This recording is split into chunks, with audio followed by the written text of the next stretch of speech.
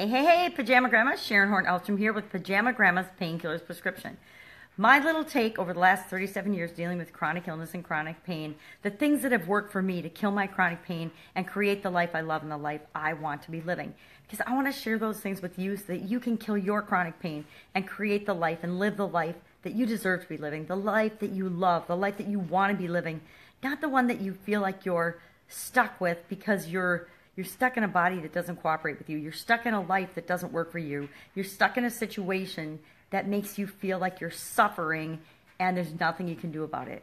I've learned over the years that there's a whole lot I can do about it, and it isn't one massive thing. It's a series of little bitty things that I've done over the course of the years, and it doesn't have to take you years. It just happened to take me 37 years to really be able to figure out how to make everything click and work. And it really didn't take 37 years. I've been creating my life all along, but it's all the little things that I've done or that I've tried that have worked for me that I want to share with you as part of these prescriptions. So today's prescription is, if it's to be, it's up to me. Now, you know that, right? You know that whatever is going to happen in your life is entirely up to you. You get to decide. You get to choose. You get to decide, and this is really hard to admit, but you get to decide if you're going to suffer from chronic illness and chronic pain. I know, I can already hear it. I can feel the energy coming at me saying, what a bunch of crap, Sharon. You mean I'm deciding to experience chronic pain? You mean I'm deciding to have chronic illness?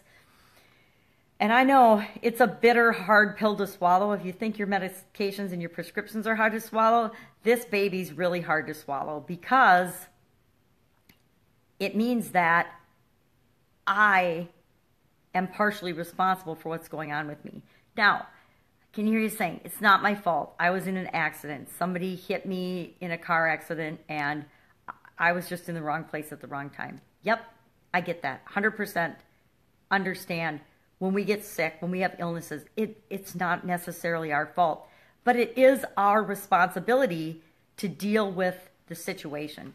And so often, and it's 100% natural, and I am so guilty of this, just like everybody else, we want to not be responsible. We want to not think that we have any control. We want to give up our power and our control to the experts and believe that if we just do what they say, everything will work out, we'll be fine, and they'll fix us. Unfortunately, the only person that can fix you is you. The only person that can heal you is you. The only person that can get and make you better is you. And people don't want to believe that. People don't understand. We don't understand that. Or so many times we've been told that that's not true and that things are outside of our control. But they're not.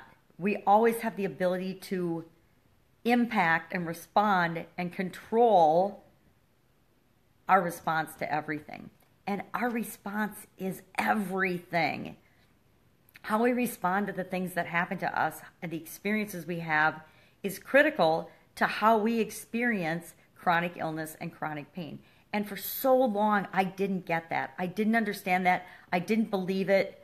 I didn't think that what I felt about something mattered. And until I realized that and I started making changes and believing that and making choices for myself and being willing to try and experiment on myself, nothing did change. And I was miserable and bedridden and depressed and just more than a hot mess. You know, it's a miracle that I'm here talking to you today.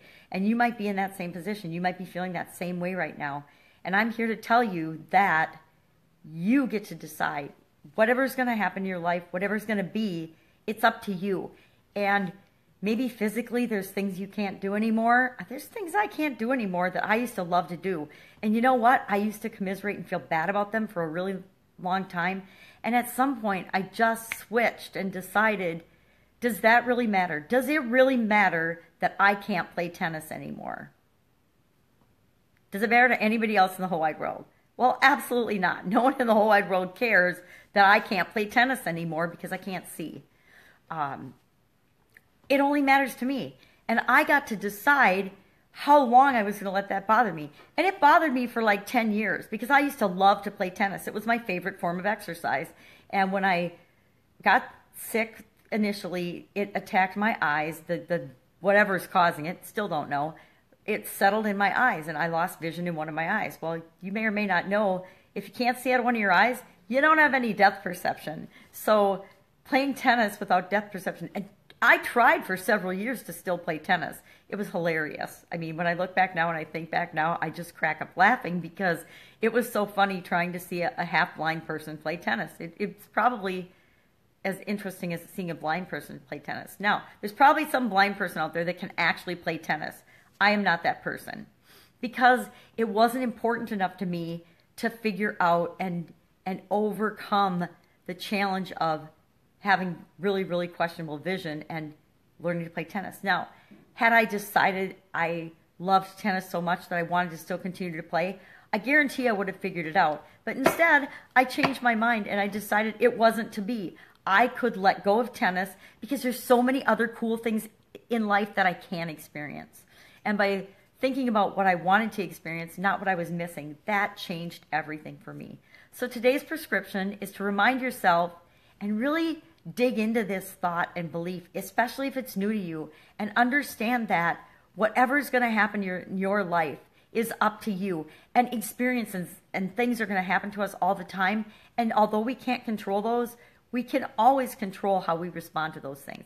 And how we respond to those things is everything to us, to me. How I respond to something is everything to me. It affects my mind, my body, and my soul. And all those things affect my experience of chronic illness and chronic pain.